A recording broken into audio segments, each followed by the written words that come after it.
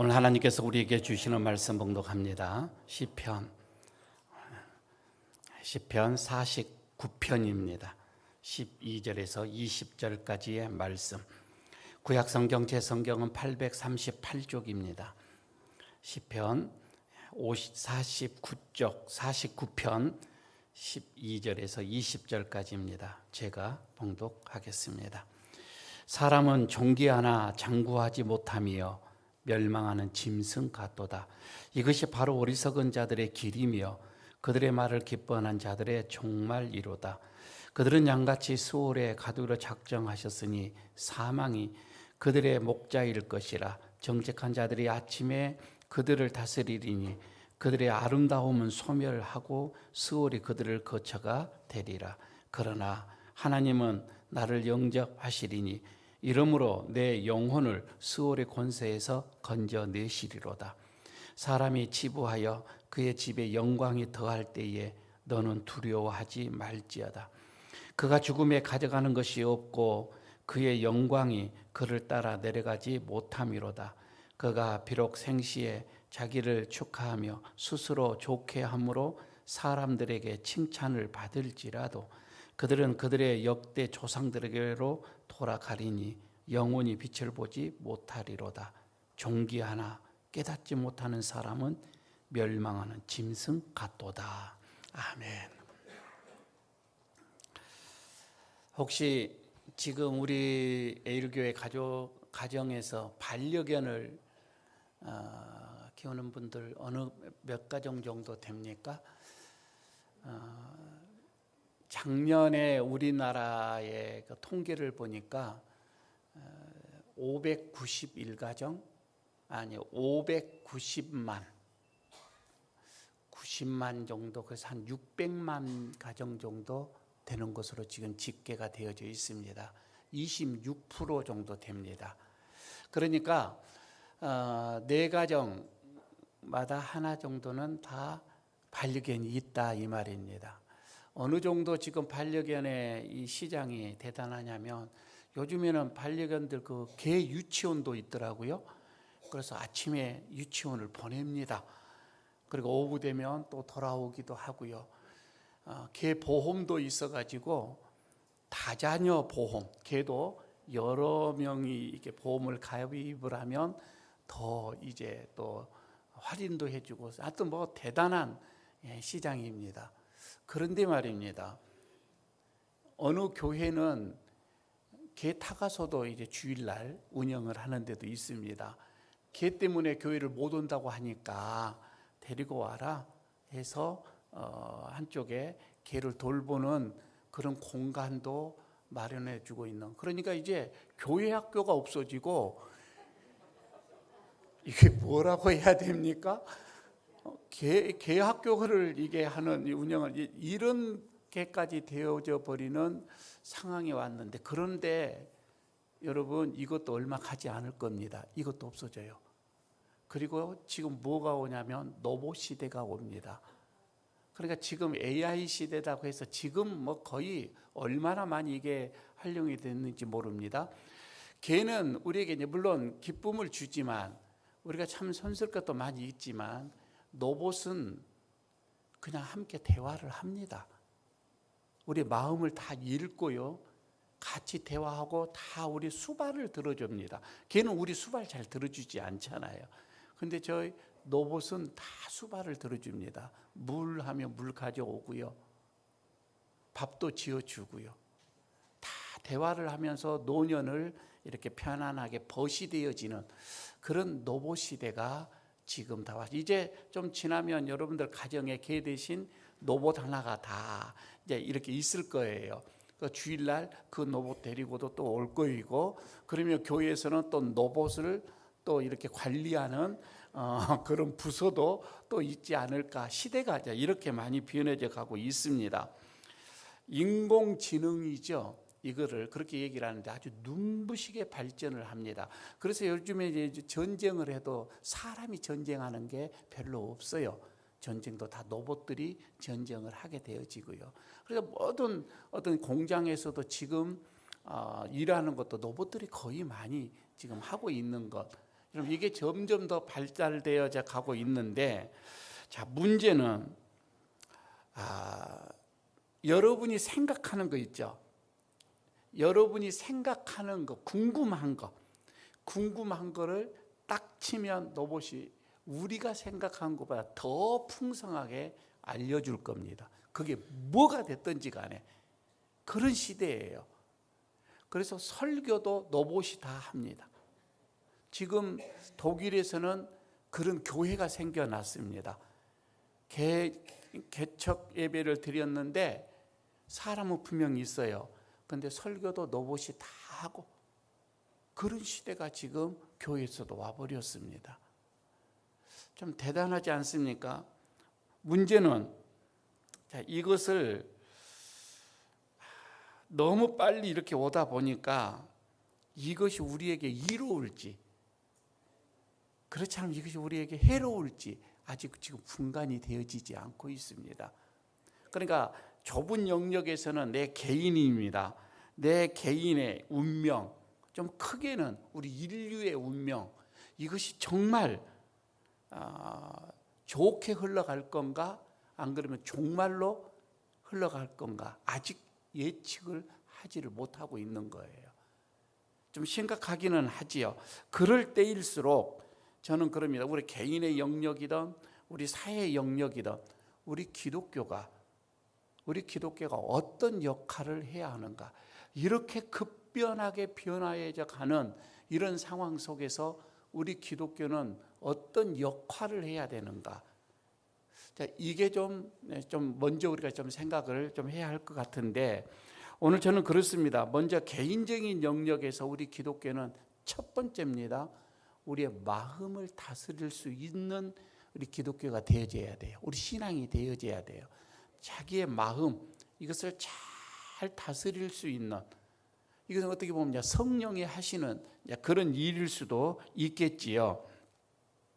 크고 작은 불안들이 우리의 많은 삶을 엄습해 옵니다. 내일을 기약할 수가 없는 그런 것들이, 불안한 초조한 이런 삶들이 왔을 때에 그 마음을 어떻게 여러분 우리가 다스릴 수 있을까?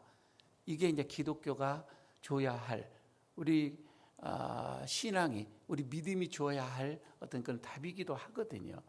큰 영역 속에서는 그렇습니다. 사회 영역에서는 이 기독교가 어떻게 해야 할까? 그러니까 이 사회는 그저 어떤 이렇게 대립의 관계 속에서 서로 이기고자 하는, 그래서 뺏고자 하는 어떤 수단과 방법을 가리지 아니하고서 그냥 내 것으로, 그렇게 이익 충돌이라고 하는 거이지요. 여러분, 이런 시대 속에서 우리 기독교는 서로가 상생으로 갈 수 있는, 서로가 서로를 돕는 그런 민주의식이 좀 있어야 되겠는데, 이게 기독교가 어떻게 해야 되냐 이거예요. 성경은 이것을 우리에게 누차 또 말씀도 해주고 또 이게 보여주고, 그 결과가 어떠한 것까지도 다 제시해주고 있는 게 하나님의 말씀입니다. 그래서 오늘은 그런 생각 속에서 오늘 시편 49편을 한번 들고 이 자리에 섰습니다. 자, 어떻게 우리는 이런 내 마음, 급변하고 있는 이런 사회 속에서 또 우리 신앙인들이 어떻게 대처해 나갈 것인가, 이거예요. 먼저 그런 상황 속에서 저는 고라의 자손들, 첫 번째 이 고라의 자손들에게 주목을 좀 하고 싶습니다. 고라의 자손 말입니다. 20절을 보게 되면 오늘 본문 마지막 절입니다. 이렇게 말씀을 하고 있어요. 종기 하나 깨닫지 못하는 사람은 멸망하는 짐승 같도다. 이런 본문의 이 말씀, 다시 말해서 하나님은 우리를 존귀한 자로 불러주셨어요.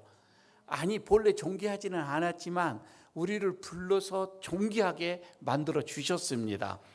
그런데 말입니다, 이것을 우리가 깨달지를 못해요. 그것을 우리가 존귀한 자로 살지를 못해요. 여러분, 그렇게 그런 사람은 짐승과 같다, 이 말씀이에요. 그렇게 말씀을 하고 있는데, 이거는 어떻게 보면은 우리를 빛과 소금으로 존귀한 자로 부르시는 하나님께서 주시는 격려의 말씀이기도 하지만, 때로는 이거는 경고의 말씀이기도 하겠다. 이렇게 받아들이면 되겠습니다. 그래서 여러분 우리가 처음에 나와 말씀했던 12절을 보게 되면 이렇게 말씀을 하죠. 사람은 존귀하나. 여러분 사람은 존귀하대요. 사람은 존귀하나 그러나 영구하지 못하다고 하는 것입니다. 장구하지 못함이요. 그러니까 영원히 살지 못한다 이 말입니다. 그러면서 멸망하는 짐승 같도다. 여러분 이 말씀은 무슨 말인 거니? 사람은 유한하예요. 그냥 어느 기간이 있는 거예요. 그것은 짐승과 같은 거예요. 짐승도 그렇잖아요. 다 똑같습니다. 짐승과 다를 바가 없지만 다만 사람은 존귀한 자다 이 말입니다. 하나님은 우리를 지금 존귀한 자로 부르셨다 이 말씀이죠. 그래서 여러분 우리가 유한한 존재이지만은 어느 몇 년, 90년, 100년 이렇게 사는 존재이지만은 그러나 인간이 이렇게 존귀한 이유가 여기에 있는 거예요. 왜 하나님이 우리를 존귀한 자로 불렀는가? 하나님이 왜 이렇게 얼마 가진 짐승들과 똑같이 몇 년 살지 못하는 그런 우리인데도 왜 우리를 존귀한 자로 불렀느냐 이거예요. 이것은 하나님의 형상으로 우리를 지었기 때문에 그렇습니다. 하나님의 형상으로 지었기 때문에 다른 피조물과는 완전히 구분이 되어지는 거예요. 구별이 되어지는 거예요. 우리에게는 지성이 있어요. 우리에게는 영성이 있어요. 우리에게는 도덕성이 있다 이 말입니다. 그래서 이거를 가지고 우리는 하나님과 교제할 수 있는 존재예요. 다른 짐승들은 그런 게 없다 이 말입니다. 그래서 인간은 하나님의 마음을 아프게도 합니다. 유일한 존재예요. 하나님의 마음을 기쁘시게도 하지만은 그러나 아프게도 하는 그런 유일한 피조물이에요. 그러므로 존귀하나 깨닫지 못하는 사람은 멸망하는 짐승과 같도다. 이렇게 말씀을 하는 이거를 이해가 어느 정도 될 것 같습니다. 그런데 오늘 설교의 말씀에서 여러분 우리가 주목해야 할 것, 시편 49편을 지어서 부르는 사람이 누구예요? 고라의 자손입니다. 그 여러분 표제에 보면은 49편 제일 위에 그 표제에 보면 뭐라고 나와 있습니까? 고라 자손의 시, 인도자를 따라 부르는 노래, 이렇게 지금 밝히고 있죠. 자, 먼저 고라가 누구예요? 여러분 이 고라라고 하는 사람은 모세의 리더십의 이 반기를 들었던 사람입니다. 그런데 민수기 16장에 보게 되면 여기에 대해서 자세히 나와 있는데 사실 모세하고 사촌지간이에요.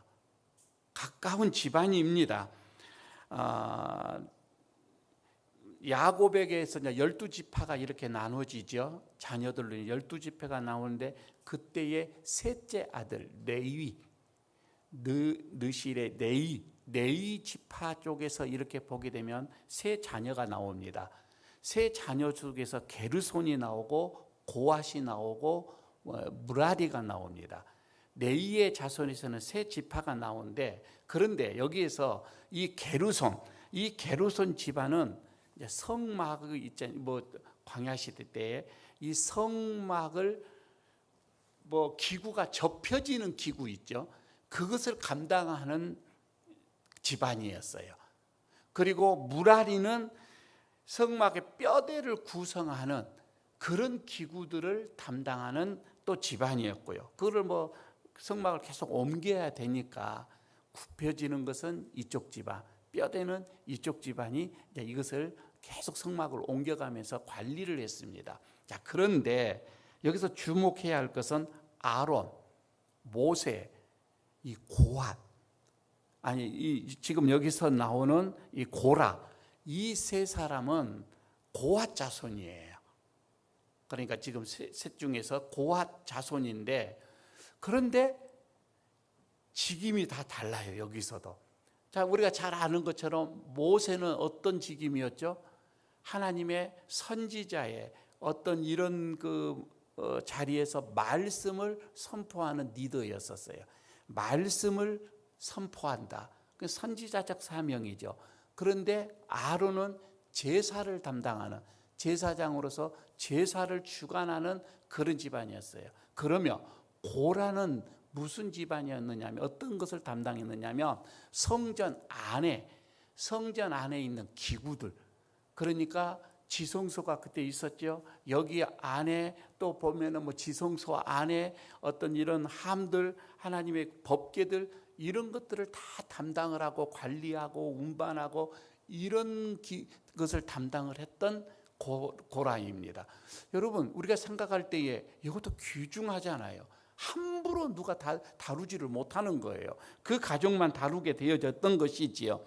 그런데 말입니다, 이 일이 결코 가볍지 않는 일인데, 귀하고 존귀한 일인데, 책임이 막중한데, 그런데 고라는 이게 불만을 품습니다. 자기가 하는 일에 불만이 있는 거예요. 모세를 보고 아론을 보면 같은 형제인데, 사촌지가 아니고 형제인데 똑같은 건데 레벨이, 왜 자기는 더 존귀하게 보이는 거예요. 다 백성들 앞에서 말씀 선포하고 제사 인도하고 자기는 그냥 이거 관리하고, 그래 이게 마음속에 이제 이게 불만이 오게 되어진 거입니다. 그래서 시기가 와서 그 마음에 이거를 이제 폭발을 하는 게 자기 사람들과 함께 대적을 하게 되어지는 이런 일이 일어나게 되어집니다. 이게 민수기 16장 3절에 공개적으로 모세를 향하여서 이제 선전포고를 하는 게 나오게 됩니다. 뭐라고 얘기를 하냐면 이렇게 얘기합니다. 너희가 분수에 지나도다. 그러니까 모세와 아론을 향해서 지금 고라가 하는 얘기입니다. 너희가 분수에 지나도다.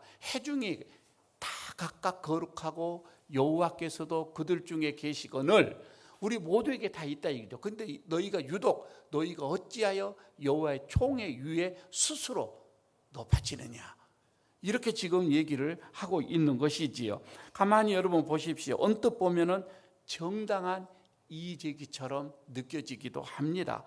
그런데 모든 백성이 거룩하다라고 하는 이 근거로 인하여서 하나님이 정해 놓으신 질서, 하나님이 정해 놓으신 어떤 이런 직분, 이것을 무시를 지금 하고 있는 말씀이에요.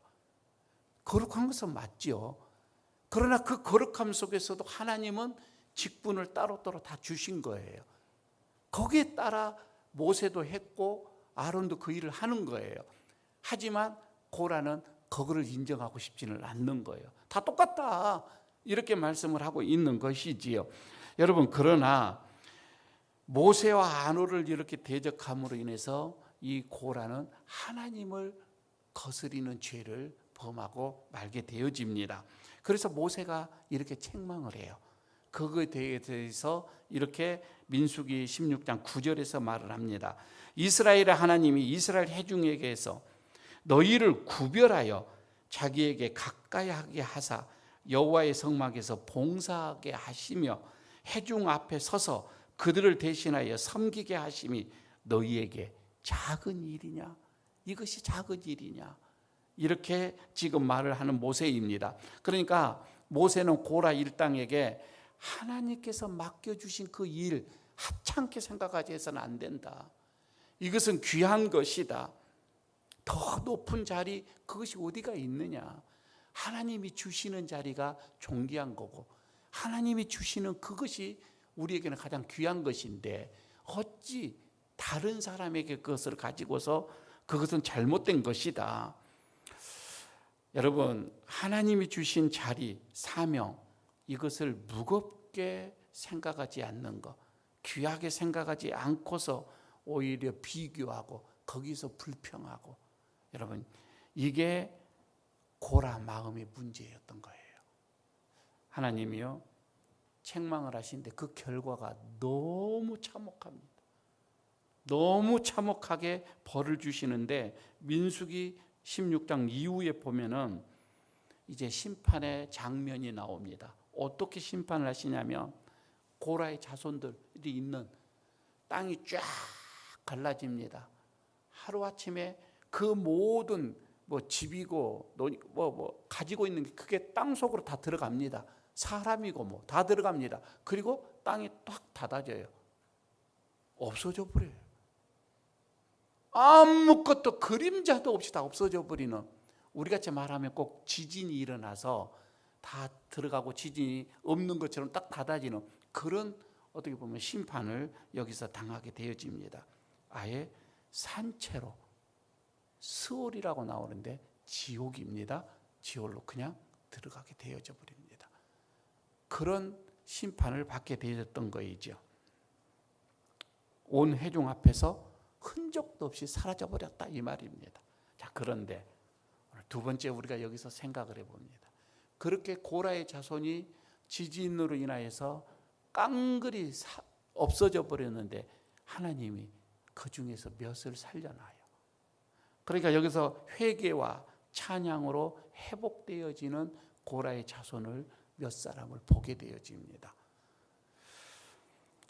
완전히 하나님께서 멸절을 하지는 않으시고 그 일부입니다. 하나님을 찬양하는 자로서, 감사하는 자로서 그들을, 집안을 다시 일으킵니다.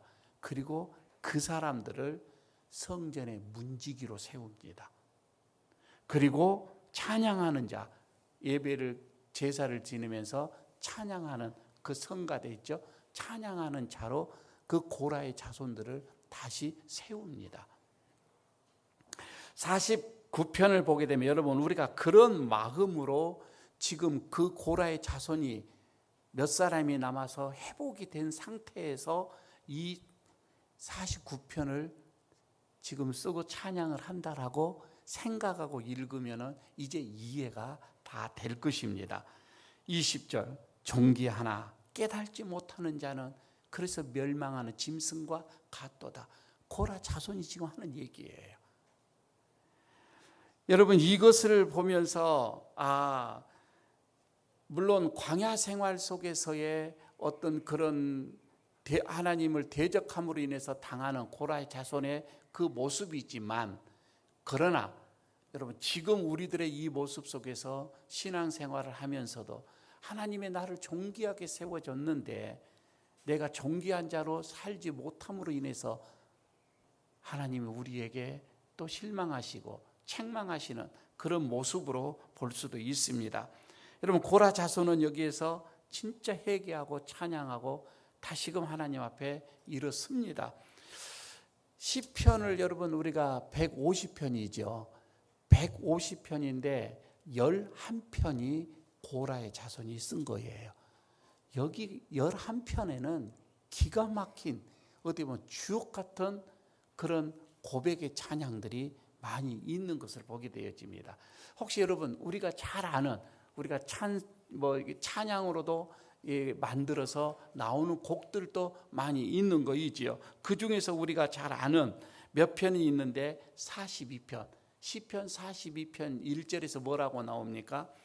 하나님이여 사슴이 시냇 물을 찾기에 갈급함 같이 내 영혼이 주를 찾기에 갈급하나. 이거 고라 자손이 쓴 거예요. 그리고 또 하나 46편 1절에서도 이렇게 얘기하죠. 하나님은 우리의 피난처시요 힘이시니 환난 중에 만날 큰 도움이시라. 이런 시도 했던 거이죠. 그리고 결정적인 것은 84편 1절에서 이렇게 고백을 하고 있습니다. 주의 궁전에서 한 날이 다른 곳에서 첫날보다 나은즉 악인의 장막에 사는 것보다 내 하나님의 성전 문지기로 있는 것이 좋사오니. 지금 고라의 자손은 성전 문지기가 됐거든요. 그러면서 이제 감사하는 거예요. 찬양하는 거예요. 이것이 좋다. 그들이 얼마나 조상의 어떤 그런 범죄로 인해서 그들이 회개하고 깨닫고 지금 하나님께 감사로 이런 시를 쓰고 있는 모습입니다.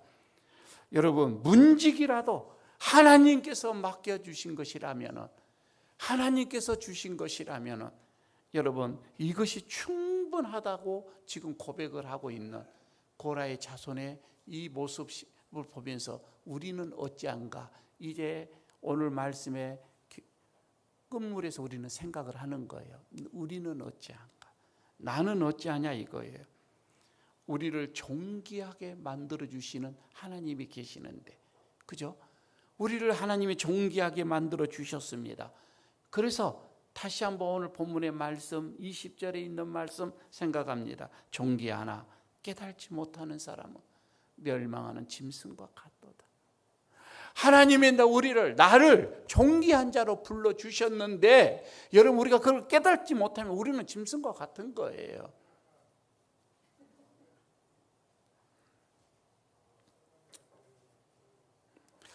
간혹 신앙생활을 이렇게 교우들과 보면은 참 자존감이 낮은 분들이 있어요.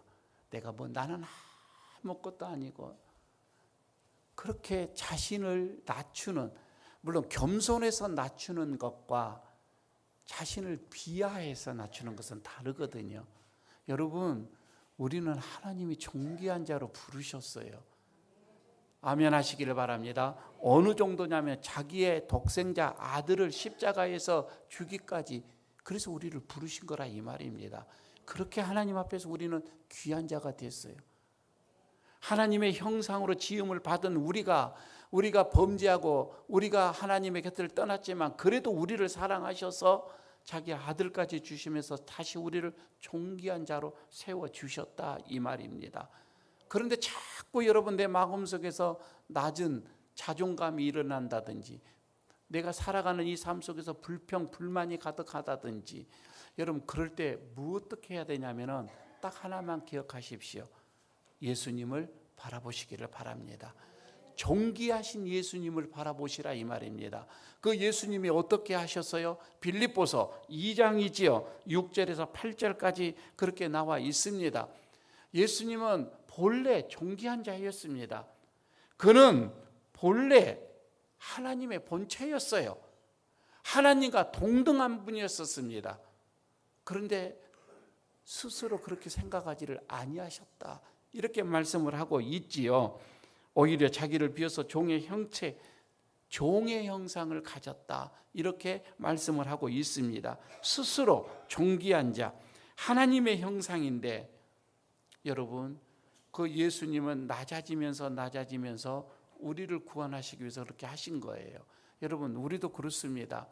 여러분 우리의 마음속에서 늘 불평과 불만이 있을 때에 예수님을 바라보시면서 하나님의 나를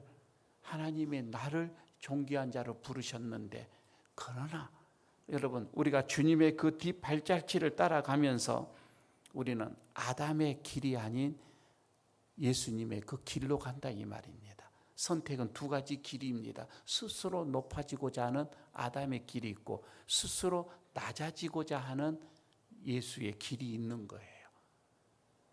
그러니까 여러분 우리가 존귀한 자이지만, 아담도 존귀한 자이고 예수도 존귀한 자예요. 그러나 한 아담은 스스로 높아졌고 한 아담은 스스로 낮아진 거예요. 우리는 그 길로 간다 이 말입니다. 우리는 그 길을 선택하는 길입니다. 서로가 왕이 되려고 했을 때에 예수는 스스로 낮아져서 인간의 몸이 되졌다고 하는 것. 그래서 여러분 오늘 이 고라의 이 이야기를 보면서 생각하는 것이 많아요. 스스로 그들은 높아지려고 했던 거예요. 그래서 하나님 앞에 멸망하는 짐승처럼 당하고 말았습니다. 여러분 오늘 우리들의 교회를 한번 보시기를 바랍니다. 오늘날 우리 믿는 자들, 내 자신을 한번 보시기를 바랍니다. 하나님이 나를 존귀한 자라고, 그래서 세상의 빛으로, 세상의 소금의 역할을 해라고 우리를 이렇게 불러주셨는데, 우리들의 모습은 종종 권위 있는 자로 세워져 버렸습니다. 군림한 자로 말입니다. 자기 중심적인 집단이라고 사람들은 다 평가를, 예수 믿는 자들은 평가를 그렇게 내려버립니다. 사실 여러분 우리가 말씀의 권위보다도, 말씀의 권위가 제일 위에 있어야 되는데 그 권위 위에 우리는 정치의 성향을 따라가기도 합니다. 그래서는 여러분 안 되겠지요. 그래서 우리는 비판을 받게 되어지는 거이죠. 어느 때보다도 우리는 고라의 자손 몇 사람 회개와 그리고 하나님 앞에 다시금 여러분 본질, 하나님의 나를 존귀하게 세우신 그 본질로 우리가 돌아가야 되지 않겠는가, 이렇게 생각해 봅니다. 여러분, 자, 그러면 말씀을 맺읍시다. 우리 지금 하나님으로부터 받은 은혜가 너무 많습니다. 믿죠? 지금까지 여러분 받은 은혜가 너무 많은데 우리의 눈길을 좀 다른 데로 돌리지 마시기를 바랍니다. 꼭 가난한 사람이 부자가 되면은 눈길을 다른 데로 돌려버립니다. 그래서 여러분 그 삶이 완전히 망나니가 되어버리는 그런 경우를 우리가 보는 것처럼, 여러분 우리가 하나님의 은혜를 많이 받았으면 그 하나님에게로만 향하여서 좀 가시기를 바랍니다. 곁길로 눈을 돌리지 말라, 이 말입니다. 오늘 우리의 모습, 우리의 삶이 여러분 지금 가만히 되짚어 보십시오. 과거에 우리가 기도했던 대로 지금 이루어지고 있는 그 기도대로 우리가 지금 살아가고 있는 게 오늘의 삶이다, 이 말입니다. 기도 응답을 받아서 오늘 우리가 사는 거예요. 그러니 여러분 우리가 감사해야 되는데 감사는 잠깐뿐이고 우리에게 이내 불만이 가득 살아가는 모습, 고라의 모습이 아니냐, 이 말입니다. 주님께서 맡겨주신 일 여러분 가볍게 생각하지 마시기를 바랍니다. 그리고 우리들의 마음속에서 늘 감사를 잃지 마시기를 바랍니다. 이것은 스스로 우리가 무덤을 판 것과 같은 것입니다. 하지만 여기서 길은 있습니다. 회개와 감사와 찬양으로 언제 시작해도 늦지 않는다라고 하는 오늘 또 이 말씀을 우리가 되새겨 봅니다. 지금 나의 자리, 과거에 내가 기도했던 응답의 자리일진데 여러분 지금 이 자리 소중히 생각을 하시고 그 자리에서 하나님께 영광을 돌리시기를 바랍니다. 옆에 사람 너무 의식하지 마시고 최선을 다하시고 나에게 맡겨주신 이 일, 나에게는 존귀한 일이다, 이렇게 생각을 하시고 여러분 우리의 입술에서 불평, 불만하지 마시고 감사가 넘치기를 바라겠습니다. 존귀하나 깨달지 못하는 사람은 멸망하는 짐승과 같도다. 오늘 주시는 이 말씀을 가지고서 다시금 우리의 본분을 생각하고 되새기고, 그리고 여러분 우리가 다시 세상에서 가치 있는 자로 하나님의 가장 존귀한 자로 사는 우리 에일의 성도들 되시기를 축복합니다. 기도하겠습니다. 하나님, 우리를 때로는 큰 격려로, 때로는 뜨끔한 또 경고로, 우리의 격려와 경고로 말씀을 주시는 주님, 오늘도 고라의 자손을 바라보면서 한편으로는 우리에게 격려가 되지만 또 한편으로는 우리에게 경고가 되어짐을 바라봅니다. 하나님, 우리의 모든 삶이 하나님이 나를 부르시고 존귀하러 세우신 이 자리에 오니 이곳에서 늘 감사와 찬양으로 하나님께 영광을 돌리는 우리 모두가 되게 하여 주시옵소서. 고라의 자손을 바라보면서 멸망하는 자손이 아닌 다시금 회개하고 하나님 앞에 귀한 자로 세움을 받은 그 자손으로 우리도 세움을 받고서 남은 여생 주님의 영광을 위해 살아가게 하여 주옵소서. 예수님 이름으로 기도드리옵나이다. 아멘.